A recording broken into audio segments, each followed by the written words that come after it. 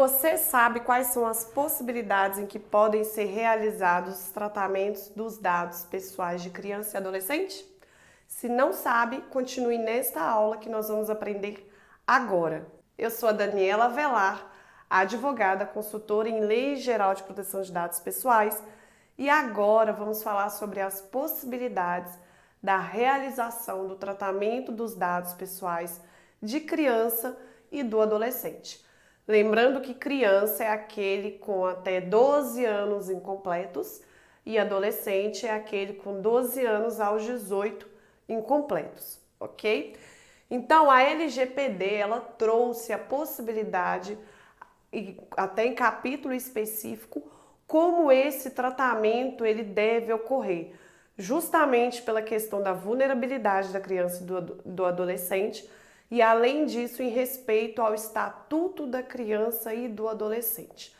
Bom, o primeiro ponto é entender que o tratamento do dado pessoal somente poderá ser realizado de acordo com o melhor interesse daquela criança e daquele adolescente.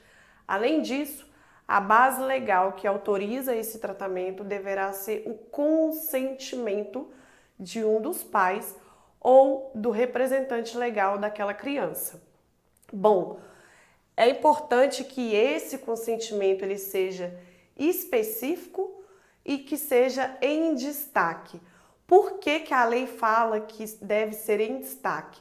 Porque toda vez que eu realizar aquele tratamento, por exemplo, em contrato de menor aprendiz, em que tem dados ali de adolescente, após a cláusula ou após a referência em que aquele tratamento está sendo feito, eu preciso que aquele consentimento seja em destaque e que ele seja específico para aquela situação, para aquela finalidade. Obviamente que o consentimento ele já deve ser assim, livre, inequívoco e específico, como a própria Lei Geral de Proteção de Dados traz, mas quando falarmos de criança e adolescente, ele precisa ser obrigatoriamente específico e em destaque.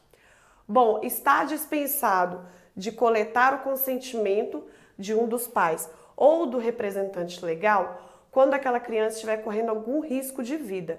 Porém, eu não posso armazenar aquele dado e eu não posso compartilhar esse dado com terceiros. Eu posso coletar sem o consentimento para evitar que aquela criança sofra ali uma morte ou que esteja em situação de perigo, porém eu não posso compartilhar e muito menos armazenar.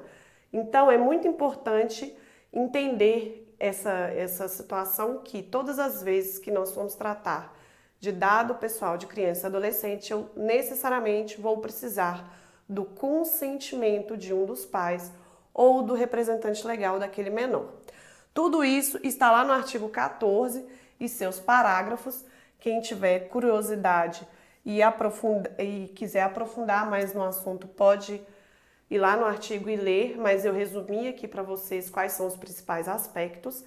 Além disso, é importante a gente entender que os aplicativos, e eu até trouxe nessa aula como forma de curiosidade, que os aplicativos eles só podem coletar dados estritamente necessários, ou seja, princípio da necessidade, que nós já falamos também em outras oportunidades, e com consentimento verificado de um dos pais ou do representante legal do menor, que eu também já falei nessa aula. Mas o que eu chamo atenção aqui é o seguinte, consentimento verificado. Por isso que eu preciso ali certificar que foi um dos pais ou um dos representantes legais que concedeu aquele consentimento, porque nós sabemos que as crianças e os adolescentes hoje são incrivelmente espertos e já nasceram na era da tecnologia, ou seja, estão totalmente adeptos à tecnologia. Então, aquela empresa, aquele órgão público, ele precisa adotar mecanismo que verifique que aquele consentimento não veio do menor, mas sim de um dos pais ou de um dos representantes legais daquele menor. Além disso, outra curiosidade que eu trouxe aqui para vocês é que o YouTube e o TikTok são os aplicativos mais utilizados por criança. E isso, se não for feito com um monitoramento adequado, representa um risco gravíssimo para esse menor. Porque nós sabemos que YouTube, TikTok e tantos outros aplicativos possui um alcance muito grande, inclusive a coisas ilícitas, coisas inadequadas, coisas que não deveriam ser acessadas por aquela criança, principalmente, e ainda por aquele adolescente. Então é importante o monitoramento de um dos pais ou do representante legal, e isso é um caráter até educativo, social e uma necessidade de mudança de cultura, porque nós percebemos na prática que os pais ou representantes, eles não exercem essa obrigação de monitoramento.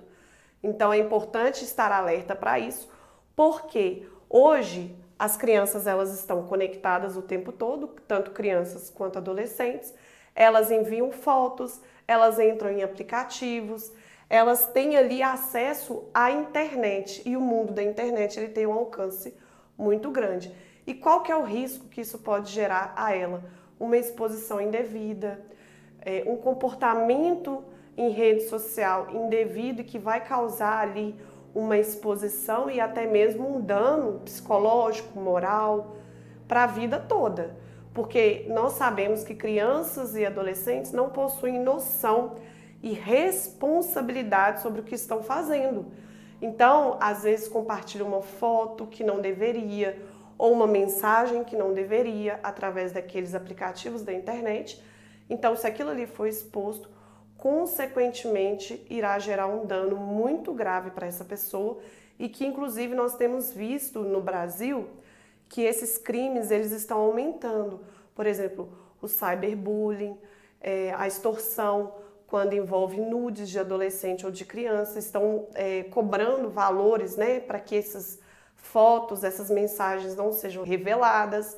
Então, isso é muito importante que um dos pais ou que um dos representantes legal fique atento à situação, porque a criança ou adolescente ela não tem noção da extensão daquele dano, do que aquilo ali pode causar. Ela está focada somente no momento e naquela situação específica e não tem de fato uma responsabilidade, uma consciência sobre o que está sendo praticado ali naquele momento.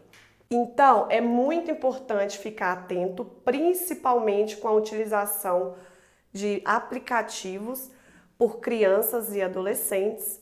E agora que nós já explicamos quais são as possibilidades de utilização de tratamento dos dados pessoais das crianças e adolescentes, eu quero que vocês fiquem comigo para a próxima aula que nós falaremos sobre os direitos dos titulares dos dados pessoais.